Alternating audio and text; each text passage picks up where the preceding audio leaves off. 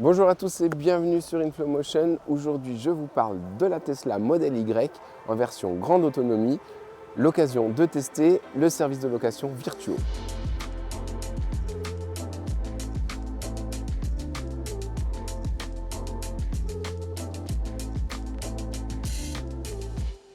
Le Model Y est donc la version SUV de la Model 3, donc qui s'adresse plus aux familles avec plus d'espace. Je vous montre tout ça en détail. En termes de design, à l'avant, on retrouve donc les feux de la Model 3. Et vraiment, c'est à l'image de Tesla, un design vraiment minimaliste, aussi bien à l'extérieur qu'à l'intérieur, vous le verrez. Sur les ailes avant, on retrouve les caméras qui permettent de contrôler les angles morts quand on active les clignotants. Sur les Model 3 et Model Y, on retrouve, comme sur le S et le X, des poignées affleurantes, mais contrairement au S ou au X où la poignée sort, il faut pousser avec le pouce et tirer pour ouvrir la porte. À l'arrière, comme à l'avant, on retrouve les feux de la Model 3 et clairement, on identifie l'affiliation. On est ici sur la version Dual Motor qui a donc les 4 roues motrices et surtout qui a la grande autonomie de 565 km. Comme je vous le disais, on teste le service de location Virtuo, un service hyper pratique qui permet de louer facilement une voiture et tout se passe par l'application. Pour louer une voiture, mais aussi pour l'ouvrir et la fermer, tout se passe sur l'application. Je peux aller chercher pour louer une voiture dans différents pays d'Europe, pas seulement en France. Et ici, j'ai l'accès à la clé virtuelle pour verrouiller ou déverrouiller la voiture. Véhicule pour les familles, on va voir un petit peu ce que ça donne en termes de volume de coffre. On a le coffre électrique. En termes de volume de coffre, il est correct, on est pas mal, mais le plancher est un peu haut, du coup on perd en volume. Mais petite astuce, sous le plancher, on a quand même un grand bac de rangement qui permet de ranger les câbles et en plus, on a le frunk. À l'avant, donc on a le frunk qui accueille un grand bac de rangement qui permet de quand même bien augmenter le volume de coffre entre l'arrière qui est sous le plancher et le frunk. On est quand même pas mal. Pour avoir la version avec la plus grande autonomie, il faut compter 51 990 € hors bonus, ce qui est quand même plutôt pas mal au vu des performances qu'elle apporte. Après, bon, on a un peu le véhicule qu'on voit à tous les coins de rue. À bord du Tesla Model Y, le moins qu'on puisse dire, c'est qu'en termes de design, c'est minimaliste. Il n'y a strictement rien à part un volant et un écran central.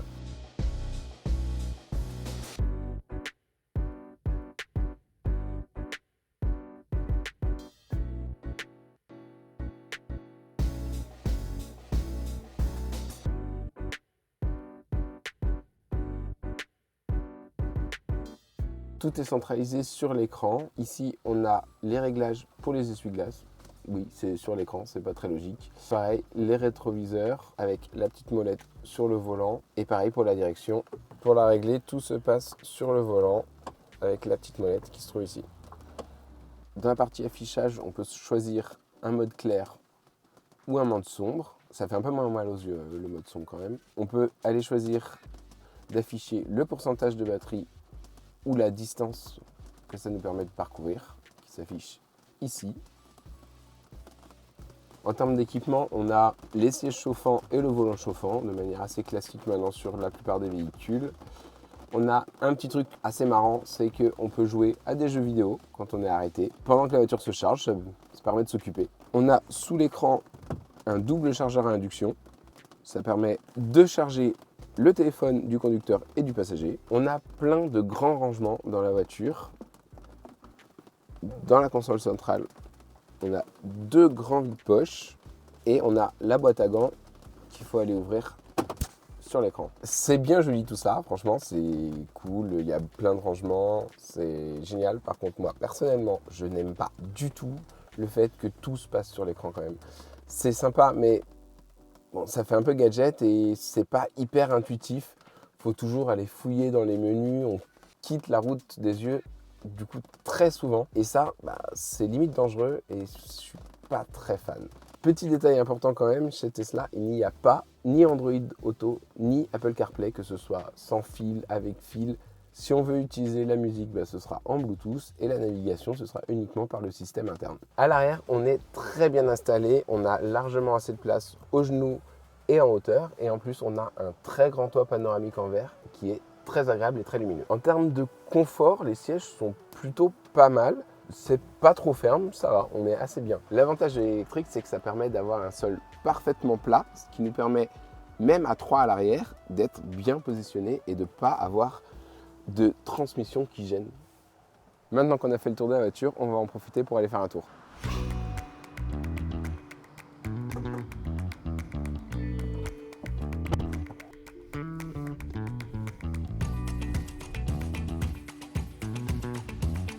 Alors en termes de conduite, c'est là où quand même Tesla est quand même assez fort. C'est très agréable à conduire. Bon, les suspensions sont quand même un peu fermes, mais il y a une puissance et elle répond tout de suite.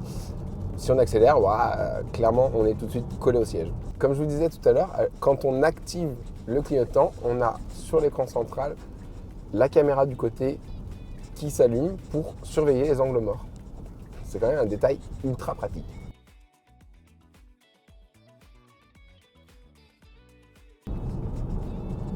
Elle est franchement très agréable à conduire. Sur autoroute ou sur voie rapide, c'est royal.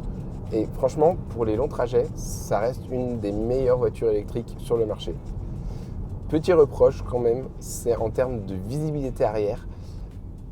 L'inclinaison du coffre est tellement importante qu'on a une très faible surface de vision et c'est un peu gênant. On a le mode sentinelle qui surveille ce qui se passe autour de la voiture pendant que vous êtes absent. Et après, on peut regarder ce qui s'est passé. J'espère que cette petite vidéo consacrée au modèle Y vous aura plu. Moi, je vous dis à très vite pour de nouvelles vidéos.